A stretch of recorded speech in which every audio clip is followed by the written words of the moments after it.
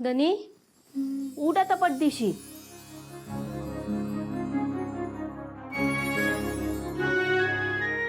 अरे हे काय पारू, इतक्यात आवरलं पण?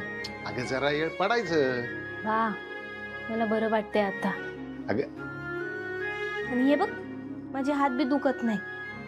तू रात्री मलम लावलंस आणि मग माझं दुखणं एकदम पळून गेलं.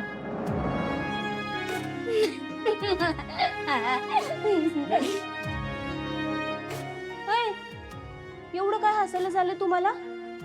काल रात्री घरात एक जादू झाली आहे. जादू? कसली र? अगं तुझ्या देवी आई आल्या होत्या आपल्या घरात. त्यांनीच तुझ्या हाताला मलम लावले. काय? देवी आई इथं आल्या होत्या हा आणि त्यांनी मलम लावलं? वय पहिली 2 मिनिटं तर आम्हाला काही कळ ना. बरं तुला सांगतो पारू, तुझ्या हाताला मलम लावत असताना त्यांचे बी डोळे भरून आले होते. तुझ्यावर लय जीव आहे त्यांचा. तुझा त्रास त्यांना बघवला नाही. उगाच नाही मोठ्या झाल्या त्या. त्यांना आपल्या माणसांचा त्रास कळतो. लय नशीबवानेच पोरी तू.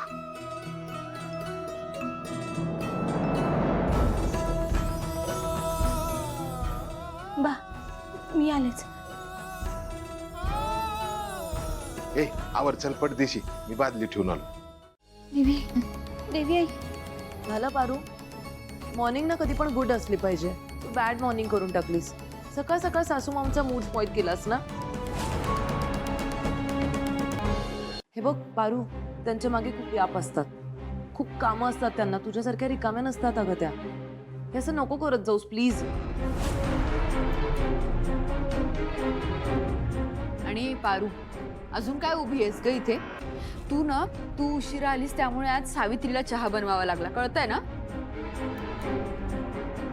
जा आता, आम्ही हा चहा घेतो, कप घेऊन जा परत.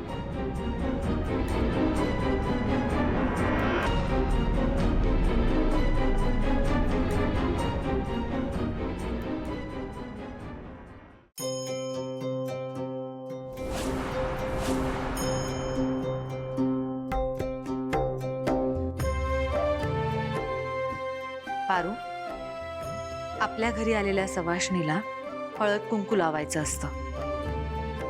हे आहेत आपले संस्कार.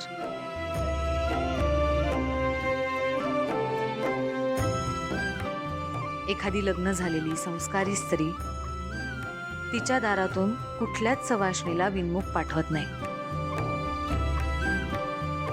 लग्नाच्या जाहिरातीत हरीशला तुझ्यासोबत बसवण्याचा माझा निर्णय योग्यच होता.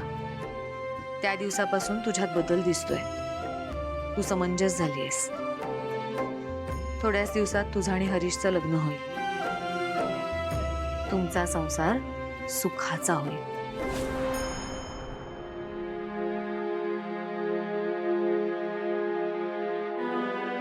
घे, मला हळद कुंकू लावायची तुझी इच्छा पूर्ण कर.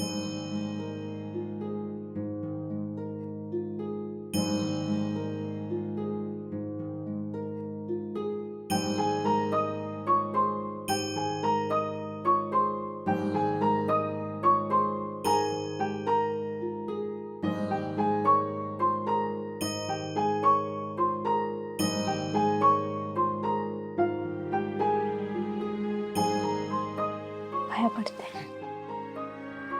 सावित्री,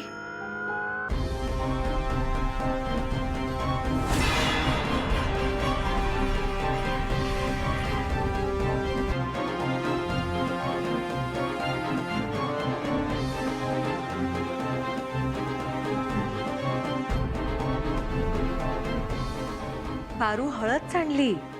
शुभशकून.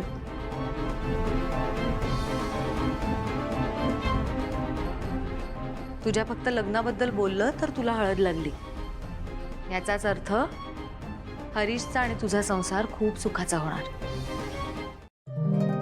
प्रीतम सर, प्रीतम सर, काय? अहो तुम्ही कुठं निघालात सकाळ सकाळ? अहो, नाश्ता बी केला नाही तुम्ही, चला नाश्ता करून घ्या. ऐक मला आज खूप घाई आहे, मला प्लीज जाऊ दे ना. बाय. एक मिनिट हे बघा, जास्त वेळ लागणार नाही, तुम्ही नाश्ता करून घ्या ना, चला. पारू मी चला. ऐक ना, मी तुला सांगतो. पारू हे काय काय हळद झाली वाटतं तुझी आज. प्रीतम सर, हे बघा, उगाच इशे दुसरीकडे वळवू नका. तुम्ही चला बरं ऐक आतमध्ये. ना चल. आज ना मला खरंच खूप उशीर झालाय, मला लेट जाऊ दे ना प्लीज. हा आऊ. इथे काय तुला एक गोष्ट सांगायची ऍक्च्युली. मी दादाशी खोटं बोललो. काय हा खोटं बोललात? काय बोललात तुम्ही? अगं, मी माझ्या रूम मध्ये त्या गावातल्या मॅडमचा फोटो बघत बसलेलो. त्या गावातली, त्या शाळेतली बाई? तू तू हो बोल ना पारू, काय चाललंय तुझं? हा हो बोल. तर मी तो फोटो बघत बसलेलो. हं. माझ्या रूम मध्ये दादा आला आणि त्याने तो फोटो बघितला. मग मला विचारलं की कोण आहे. मी सांगितलं पारूची मैत्रीण आहे. मग माझी प्रीतम सर, माझी मैत्रीण कशी काय? त्या नाही आहेत माझ्या मैत्रीण. अगं, त्यालाच खोटं बोलणं म्हणतात ना पारू. तेच सांगतोय ना मी तुला. हा आणि मी हे पण सांगितलंय की तो फोटो मी हरीशकडून ह्यासाठी घेतलाय की मला तुला देता येईल. प्रीतम सर, तुम्ही ना प्रत्येक वेळेला काही ना काहीतरी गोंधळ घालून ठेवता. काही गोंधळ वगैरे घातलेलं नाही. हा मी फक्त दादाने जर तुला विचारलं की तुझी मैत्रीण आहे का, तर हो बोलायचं, सिंपल. मी सारखं खोटं बोलणार नाहीये. सारखं म्हणजे काय खोटं बोललीस तू, सांग मला.